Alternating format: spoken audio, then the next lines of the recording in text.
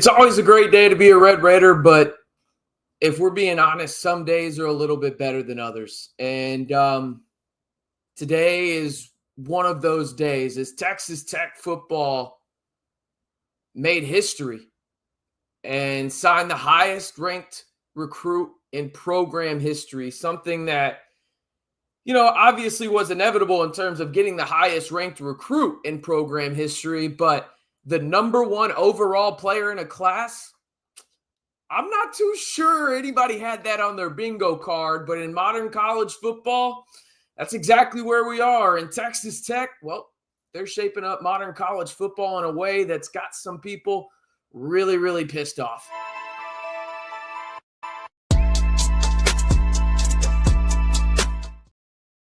What is up, everybody? It's RC Maxfield here for the Red and Black Report. First time going live here on the channel since the name change. I appreciate everybody tuning in. If you haven't already, be sure to like the video and let me know where you're watching from in the comments for a shout out. This is going to be a fun one because there's going to be a lot of shit talking about other programs in the sense of they're big mad right now. And I don't understand it, quite frankly. So we'll get into that here in a little bit. We're going to start by talking about Texas Tech landing the highest ranked player in the class of 2027.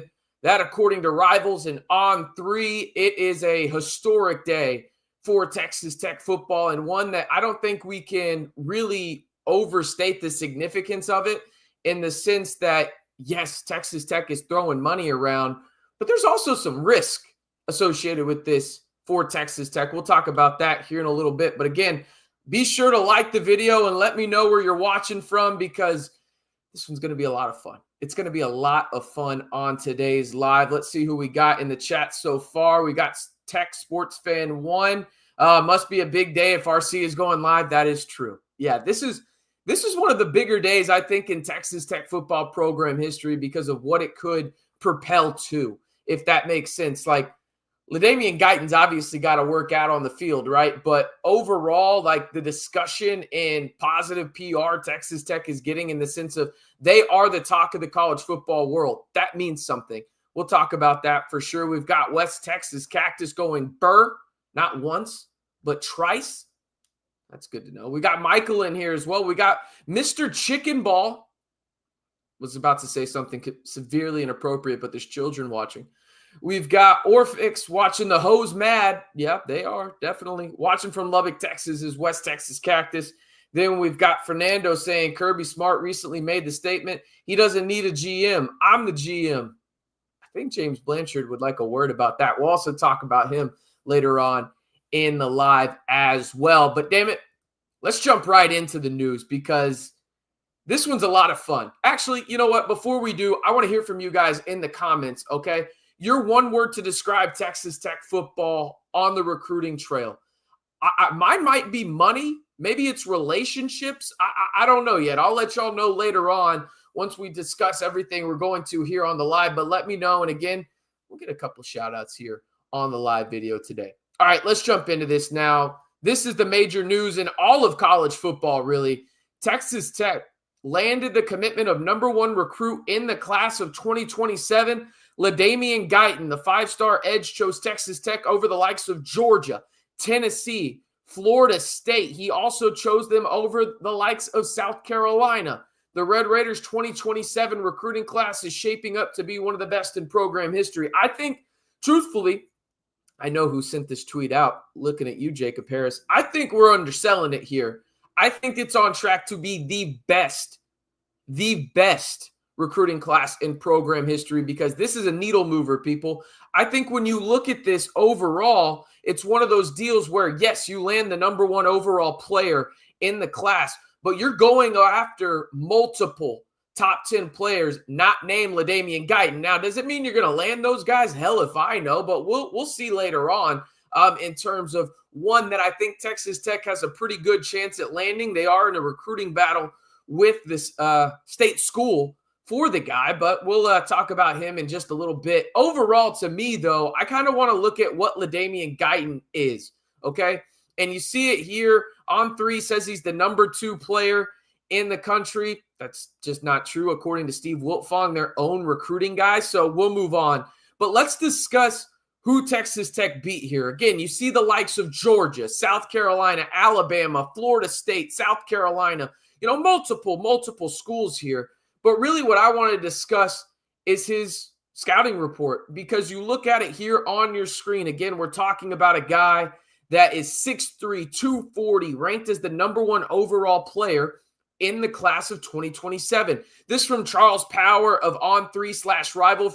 For those that don't know, Rivals and On3 recently combined, and they have a bunch of honestly great people coming over from On3 to join Rival staff that I think really needed it at the national level. But anyway, Charles Power, the early favorite as the top edge prospect in 2027, according to Charles Power.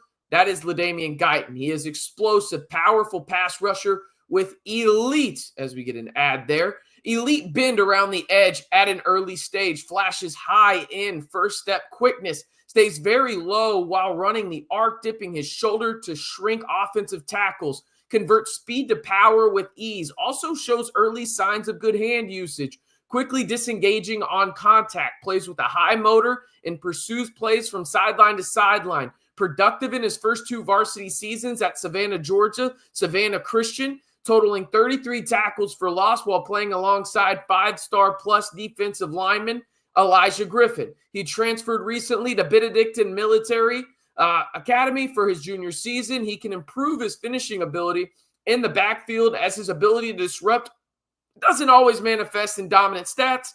Length and frame are average for the position. Now, a lot of people are wondering, okay, outside of money, what's the connection to Texas Tech for LaDamion Guyton? I'm glad you asked. He is actually on the same team as the 2026 quarterback commit for the Red Raiders, Stephen Cannon, okay? That is big time. It has been reported by multiple outlets. I would be in a disservice if I actually started naming them, because I would inevitably forget one.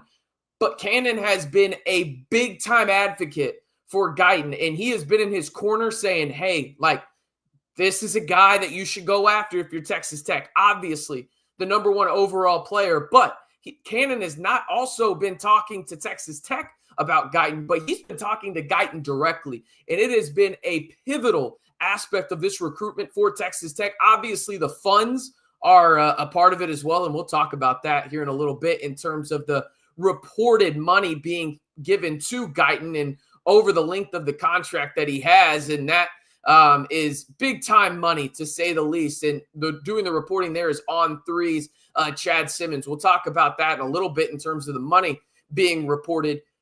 But this is something that's pivotal for Texas Tech in the sense that they don't want to make this a one-year wonder, right, in terms of the transfer portal.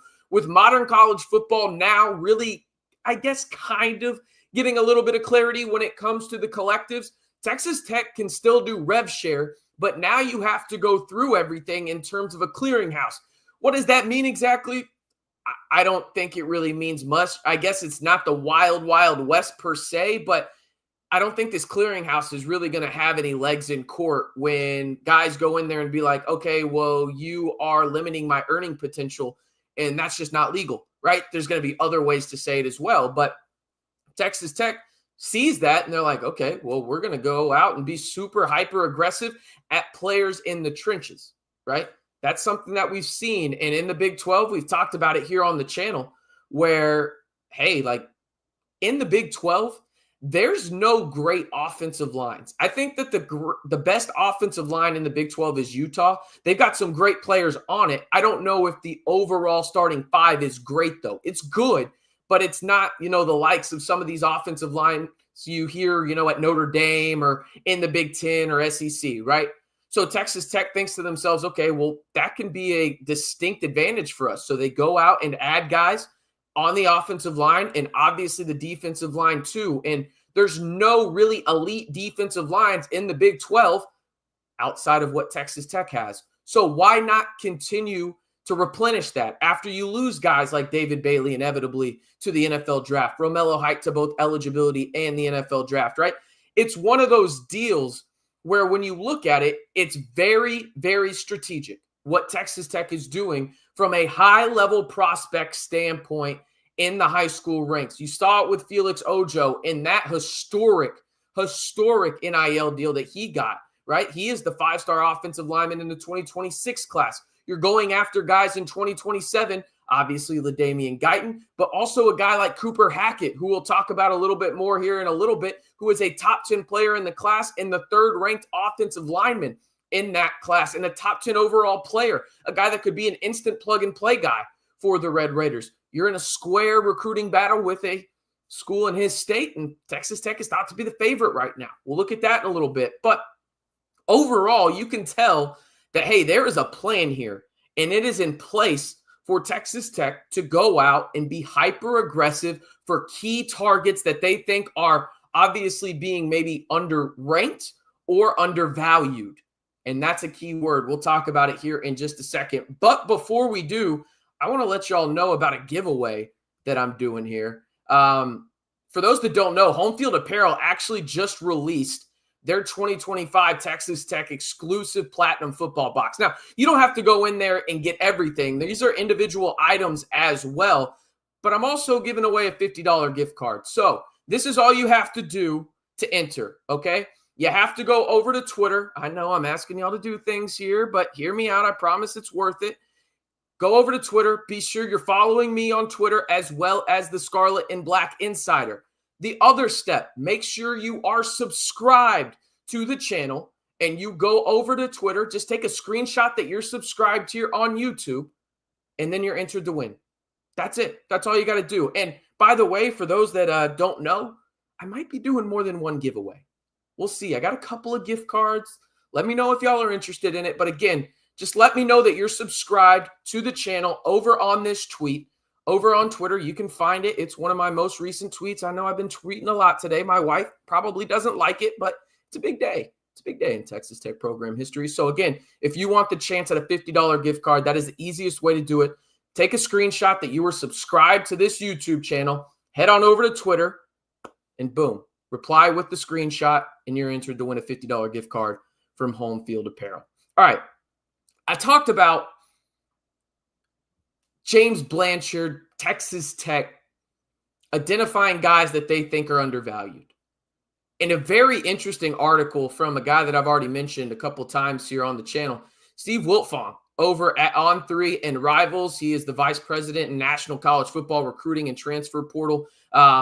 Basically just do-it-all guy for them, right? He had an interesting article, and this quote obviously stands out from Texas Tech general manager James Blanchard, okay? He said this: if somebody is underpaying an elite guy, only paying him $100 to $200K, I'm going to give him $300 to $400K and go steal somebody. Now, this rubbed a lot of people the wrong way.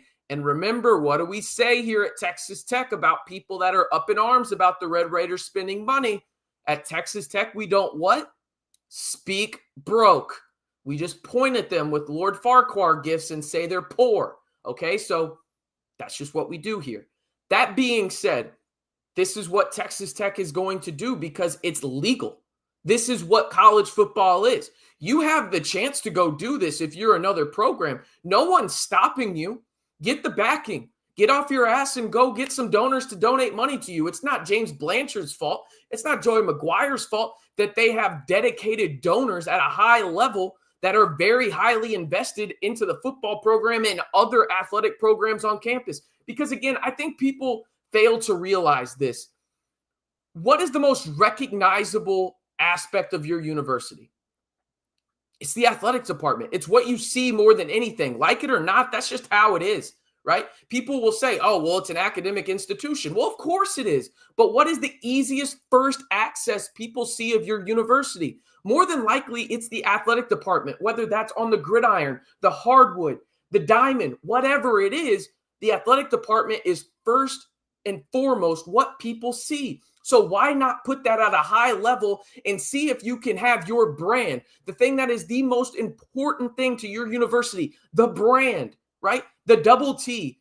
See as many people as possible. And how do you do that? You win football games. How do you win football games? Well, you go out and you get really good, talented players. And that's what Texas Tech did. They went out and they spent money wisely. Texas Tech landed 13 blue chip recruits in the transfer portal. For those that don't know, a blue chip recruit is a 4 or a 5-star. Do y'all know how many the rest of the Big 12 combined landed in this past portal cycle? I'll give you a quick second. Just think of a number in your head.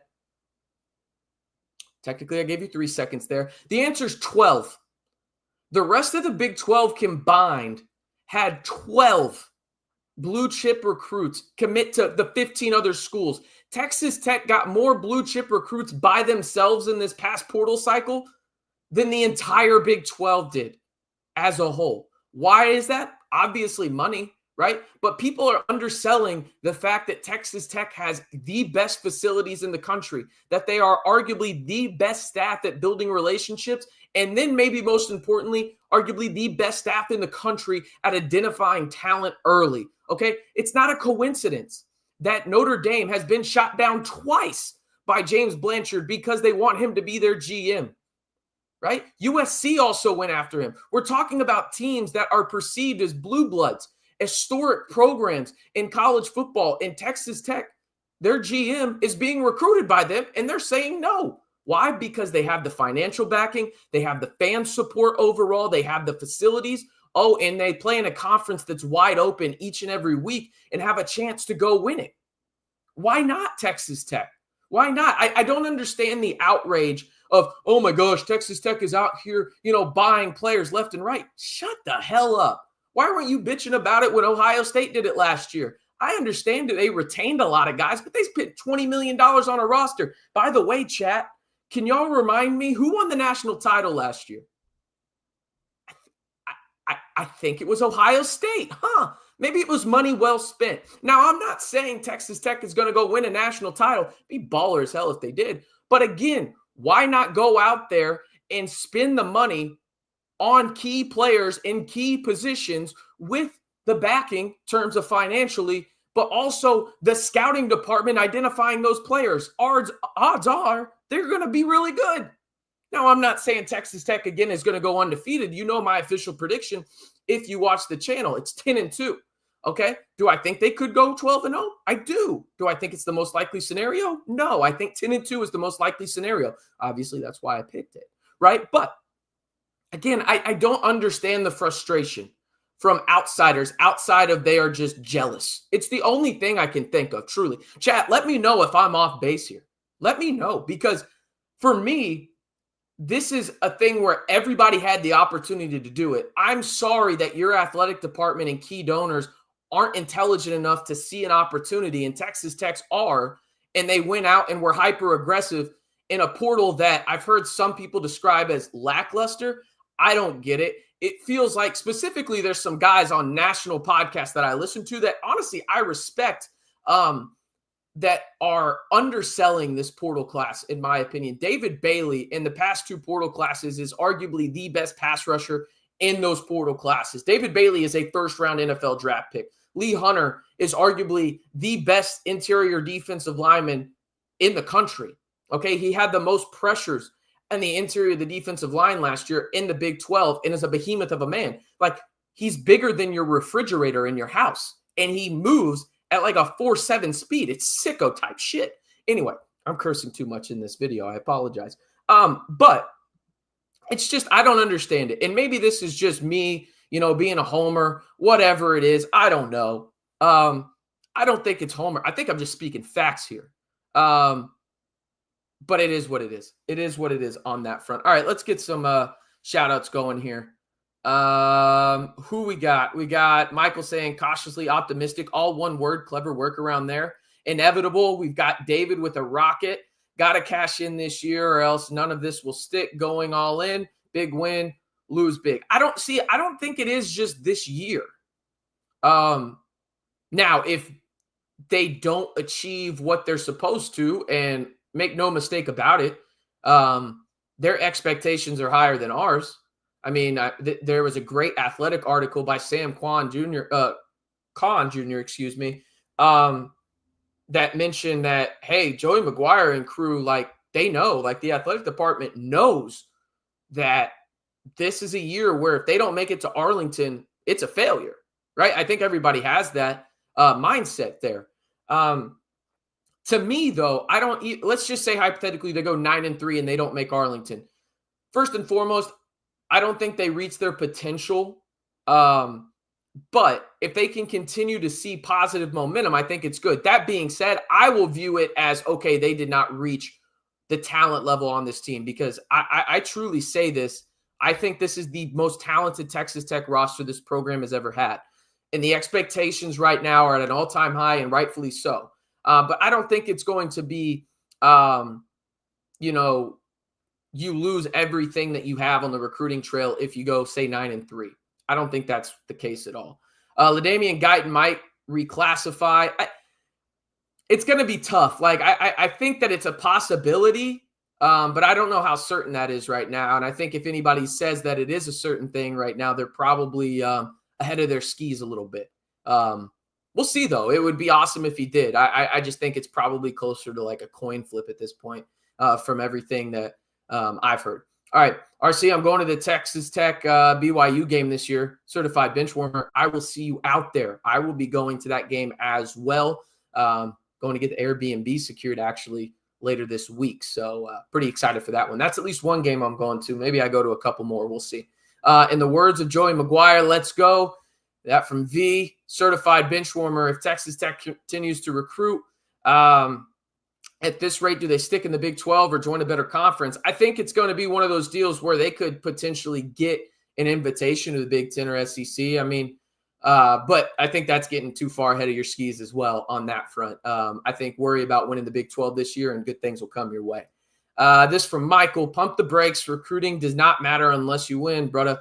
Got to win first before you start trying to leave the Big 12. That obviously in reaction to certified bench warmer there.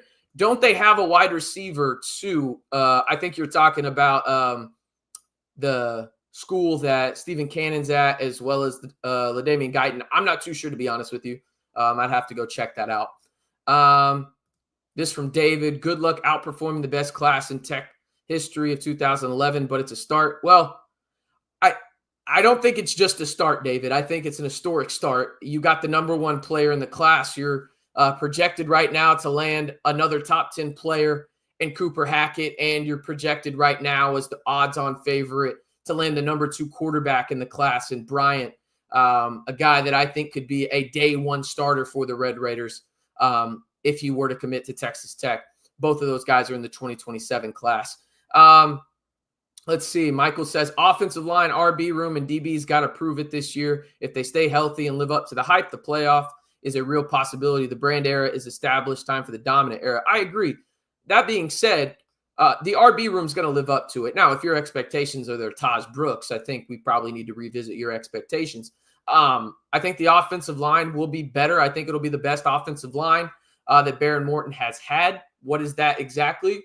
If they're just solid, I think that that's good enough for Texas Tech and a Mac Leftwich offense. I will say I do like what's going on in the secondary, but they're the biggest question mark to me. I like Bryce Pollock a lot. I like Mo Horn. I love Cole Wisniewski. And I even love Brendan Jordan opposite of Cole there in the secondary. And I really love Malik Dingle Michael Dingle, at the star position. That being said, that's the biggest prove it position group to me on this team, because I know what the defensive line is. I know what the linebackers are. I know what the running back room is. They're good. Now, they're not going to be Taj Brooks, but they're good. The wide receivers are loaded, right? You've got 2 skilled tight ends. Your offensive line is going to be solid at worst, in my opinion. Baron Morton is a very good quarterback, and he is healthy now, right? The only position group I worry about is the secondary. I think they'll be improved, but how much? TBD, to be honest. Let's see. We've got multiple other people coming in here. We got Renee. We've got John. We've got another Michael. Appreciate y'all tuning in. If you haven't already, be sure to like the video and hit that subscribe button. Appreciate y'all tuning in with me on a Thursday night. Haven't gone live in a while. Let me know if y'all want more lives here on the channel. That football season's picking back up. It's going to be a lot of fun here. I don't know if I'll do any watch parties, but maybe we'll do some more lives now that football season's right around the corner, maybe once a week. But let me know. Let me know if y'all want more lives here on the channel. They take a little bit more work, but if y'all are invested in them, hey, I'm all for it. Let me know. Devontae's in here, one of the most frequent subscribers over on the Scarlet and Black Insider. You should be as well. Be sure to go check it out with the link in the description below. Devontae, hello, beautiful man. You look fantastic. How's the new crib? Well, thank you. I've been working on my hair and my tan this summer, but enough with me and the average looks that I possess. New crib is great. Very excited for football season. Going to be awesome watching out on the patio with the Blackstone. Are y'all Blackstone people, by the way? Are y'all more of the grill side of things, Blackstone? I've been getting in my Blackstone era. I digress. I know some people are here for just strictly football and not the back and forth, but I'm kind of here for both because my mind and ADHD just kick in sometimes. Anyway, another thing I did want to talk about is Cooper Hackett. I already mentioned him a couple times here on the channel. Let's go ahead and get him on the screen real quick. There it is, the prediction from Steve Wiltfong. Sam Spiegelman also put in a prediction that Texas Tech would land the five-star offensive tackle from Cooper Hackett from Fort Gordon, Oklahoma, Fort Gordon High School. He's a top 10 player in the class overall, the 10th overall player in the class of 2027, according to On3. For those that don't know, I am an On3 guy through and through. I don't know exactly how I feel about them and Rivals combining yet, but it is what it is. At this point, I love On3 though. I really do. I just love everything about them in terms of their aggressiveness and really pushing the industry forward when it comes to college athletics and really the media side of it. Anyway, I'm digressing. They have Cooper Hackett as a top 10 player. We've talked about him multiple times here on the channel. As it stands right now, quick drink of water, sorry. Is that water? You may never know. Anyway, it's an in-state battle. Again, I mentioned that he is from Oklahoma. It is a battle between the Red Raiders and the Oklahoma Sooners. As it stands right now, from everything that I have read from these national recruiting analysts and also people that I've talked to close to the program, Texas Tech feels pretty good that they're going to land him. When exactly? Hell if I know. I don't know if anybody knows. But I do find it interesting that Steve Wiltfong, a guy that I trust immensely, the guy that is arguably the best in the industry when it comes to being a national recruiting analyst, put in his prediction now, matching that of Sam Spiegelman, in the sense that Sam put this in, I believe it was around 4th of July last month. So we're going on just over a month. Now, Steve Wiltfong put his in earlier this week. He did the same thing for LaDamion Guyton, who actually committed today, as we know. Does Cooper Hackett commit early on? He is scheduled to visit both Oklahoma and Texas Tech later on this fall. The dates, I don't have them in front of me, but I will update y'all later on here on the channel in a video discussing that. But Texas Tech is in a very, very good spot when it comes to, the LaDamion Guyton obviously committing and then Cooper Hackett because – well, Texas Tech is just being super aggressive. I mean, it's just one of those deals. I want to look this up real quick in terms of Kayvon Bryant. What are they saying in terms of where he's at right now? Let's go ahead and get that on your screen, actually. Should be on your screen right now. This is Kayvon Bryant. This is the quarterback recruit that I was talking about that I think could be a day one starter for Texas Tech. I don't know what the hell's going on here. Where's this picture? Oh, there we go. It was just an ad. Apologies. He's the number 39 overall player in the class, second quarterback, 7th overall player in the state of Texas. You see right there, A&M, Texas Tech, and Texas are perceived to be the trio of schools that are really in the lead here. And most notably, it's Texas Tech and Texas, it sounds like, at least right now. Okay, I think A&M will get more involved here. But the schools to monitor are those trio of Texas schools. Michigan is making a late push. I saw in the past coming weeks. I don't know if it's really going to happen for them, but it sounds like it's going to come down to Texas Tech and Texas here. With Texas Tech right now, according to Steve Wiltfong, perceived as the favorite. Okay, again, no timetable on when he could potentially commit. Just like Cooper Hackett, no timetable whatsoever. But I do think it's interesting that national recruiting analysts are talking heavily in the favor of Texas Tech when it comes to these, well, now duo of prospects, because LaDamion Guyton obviously committed this past afternoon to Texas Tech. Now Cooper Hackett and Kayvon Bryant become the priority. I mentioned to you that we've got some numbers when it comes to, LaDamion Guyton and what he got paid. But before we do that, shout out to Renee for the super chat. Appreciate you. Long-time listener. I believe Renee has been listening to this channel since it was like under 300 subs. We're now at over 12,400. So I appreciate you, my man. In terms of the beer money, I will be using this on beer. The wife is out of town today. I promise you this. I will be using this on beer at the gas station right down the road. I promise you that. So I appreciate you, man, on that, and being a loyal listener as well means a lot to me. Let's talk money, though. Speaking of a super chat there, when it comes to LaDamion Guyton, okay? This is crazy money for a guy that, and by the way, this is Chad Simmons of On3 reporting this. As it stands right now, the numbers that are out there, and bear with me, I do not know if these are guaranteed figures in terms of, are there escalators? I don't know what the guaranteed is, but as it reads to me right now, it sounds like this is guaranteed money. So here we go. Enough with my chitter chatter, right? In Guyton's first year, so as a true freshman, which would be right now before he reclassifies, 2027, he is scheduled to make $900,000. For those that don't know, he is able to sign his NIL agreement in December on National Signing Day, with Georgia and their laws allowing high school players to sign NIL. So keep that in mind. But right now he is scheduled to make $900,000 as a true freshman, according to On3.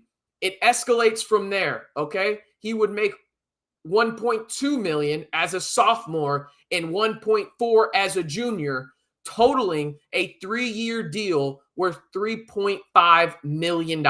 So again, $900,000 as a freshman, $1.2 as a sophomore, $1.4 as a junior, totaling $3.5 million, according to On3, in terms of the NIL package given to the number one prospect in the 2027 class by the Red Raiders. I mean, I know this is going to sound crazy, mostly for the fact that he hasn't stepped foot on the field yet.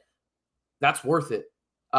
You look at everything in terms of the highest level of edge rushers in college football, okay? And you think about it from this perspective, you've got Dylan Stewart, I believe, at South Carolina, making a little bit more than that. You've got Hill, I think it's Adam Hill, I forget his first name, down at Texas. He's making quite a bit of money as well, a little bit more than that 1.4. So again, this is what the going rate is for elite edge rushers. You're just banking on Texas Tech that you're getting it right early on. Now, this is what I talked about earlier, in the sense that, hey, there's risk here. There's no certainty that Guyton's a hit, right? He may be one of those 5 stars that flames out. God forbid. Obviously, you don't want that as a Texas Tech fan, but it's possible. Same thing could happen in terms of Felix Ojo, right? Like, it could happen here. So it's one of those deals where they're banking on their evaluations of these players. They're going all in on them and making sure that they secure elite level talent, and they have it for the duration of their college career. This isn't one of those deals where Texas Tech is saying, oh, we'll give you $3.5 million, but yeah, we'll allow you to transfer after year number 1, or there won't be any clauses like that. No, they're signing a contract basically that they're going to be at Texas Tech for 3 years, or they're going to have to pay a ton of money back. That's just how that's going to work. So it's very interesting. Felix Ojo, I mean, I saw that there was 3 years, $5.1 million guaranteed. That's not true. I believe when it was all said and done in terms of actual guarantees for Felix Ojo, I think it was around like 2.9 is the last number I saw. I might be off on that number by a few $100,000. It's crazy to say. Yeah, they're spending a lot of money on those guys. So it's going to be very interesting when that happens. Michael, to answer your question, did Micah not sign something like that? No, he did not, because it's the rev share model now. So rev share has changed things completely in the sense of almost signing contracts. So these contracts are through the rev share, right? But that does not limit their NIL potential. It just has to go through a clearinghouse, which again, I don't think the clearinghouse is going to be able to stand on much solid ground when it comes down to it, in my opinion. I think we're still going to be damn near in the wild, wild west. Maybe just instead of 2 wilds, it's 1, if that makes sense.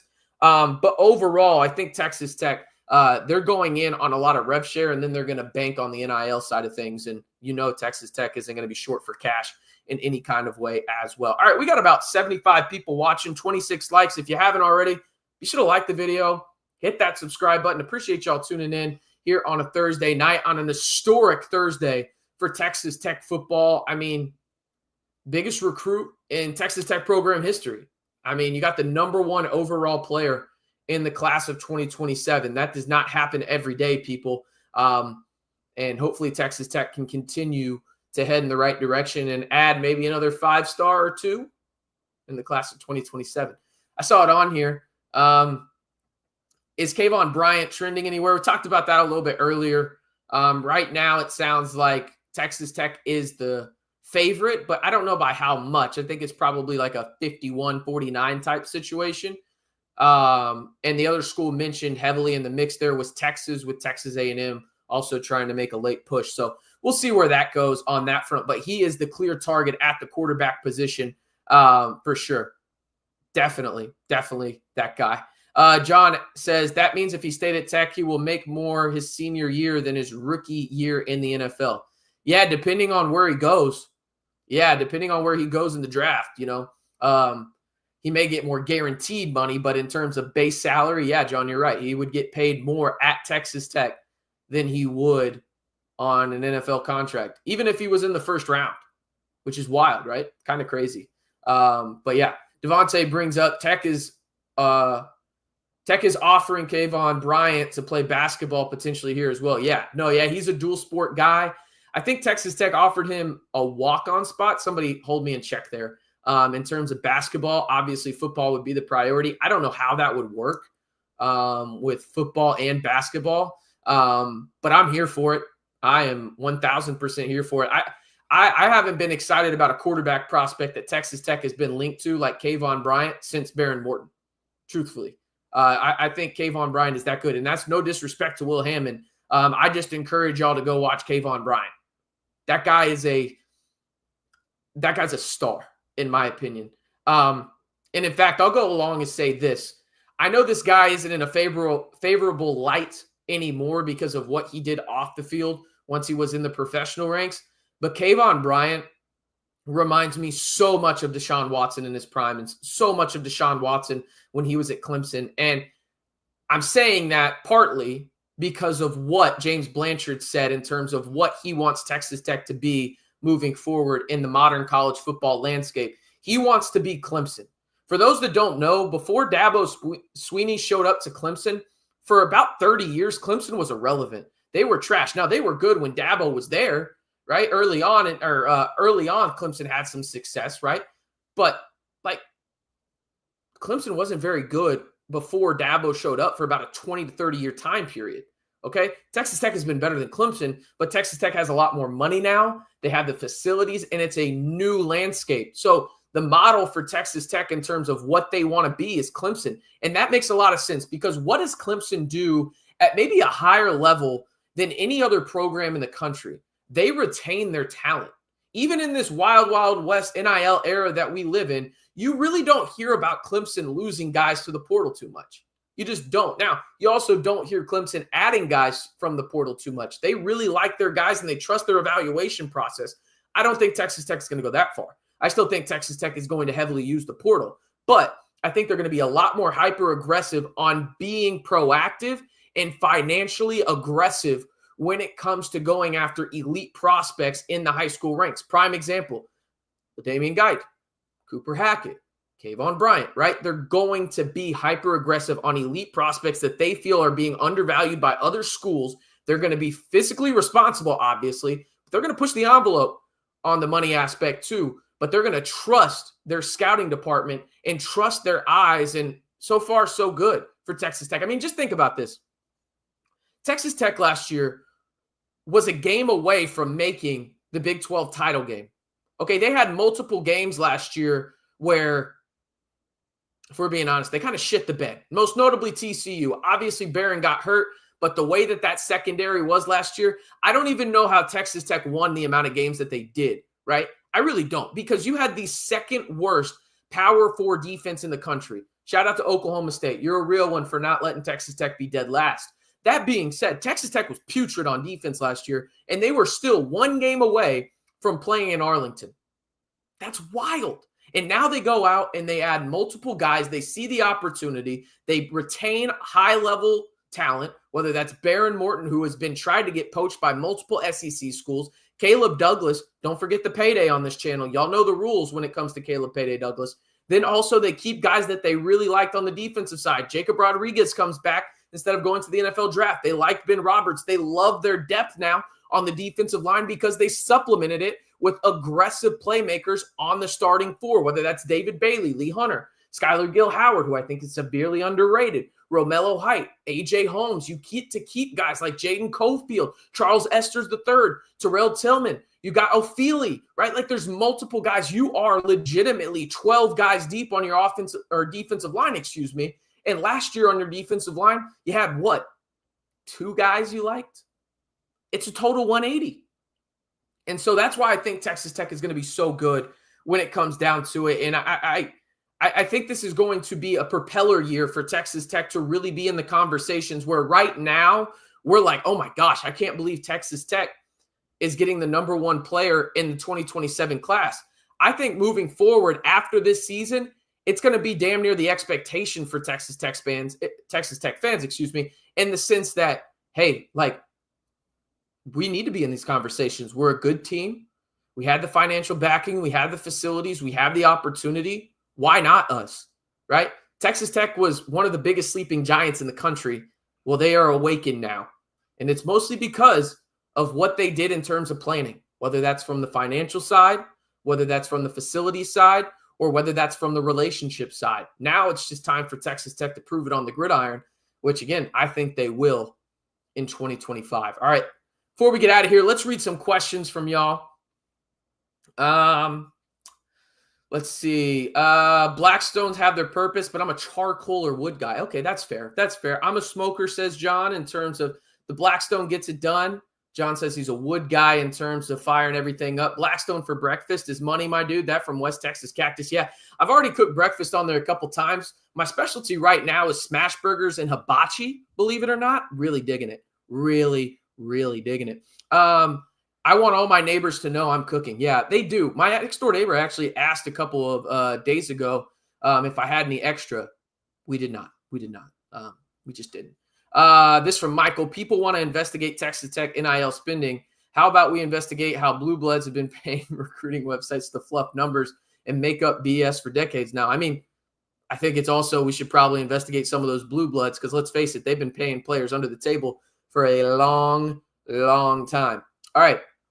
This from Devontae. This is off topic to the backyard topic. You should try cooking fajitas in a wok. A wok in the backyard over a propane burner. Okay, I might have to do that. Y'all are giving me some ideas here. Let's see. I saw one that I really wanted to talk about. Where is it? Oh, here it is. What are the odds that Rivals changes Guyton to a 4-star player now that he committed to Tech? I don't think it's going to happen. For those that don't know, by the way, I saw some people complaining about this, and I get it.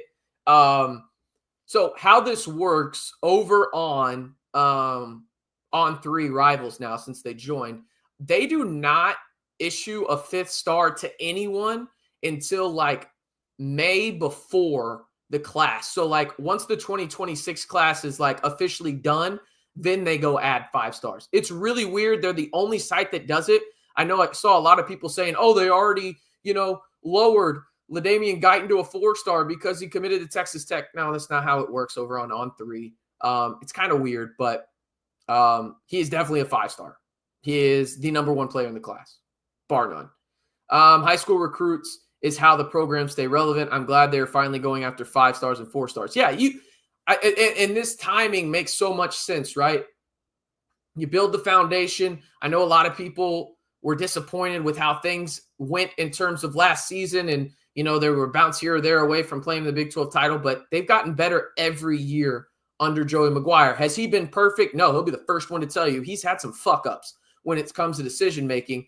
But overall, I mean, you're headed in the right direction, and now you supplement a program on the rise with a huge influx of cash, influx of talent in a league that is wide open, and you do get the talent in the two areas that there's not really elite units in outside of maybe yours now on the offensive line and more specifically the defensive line. Why not Texas Tech in 2025? Truthfully, like, why not Texas Tech? I think Texas Tech, in my opinion, should be the favorite to win the Big 12 this year. I know that a lot of people are not going to like that. Like, oh, I want to be the underdog, this, that, and the other. Like, truthfully, screw that. I want to be the villain.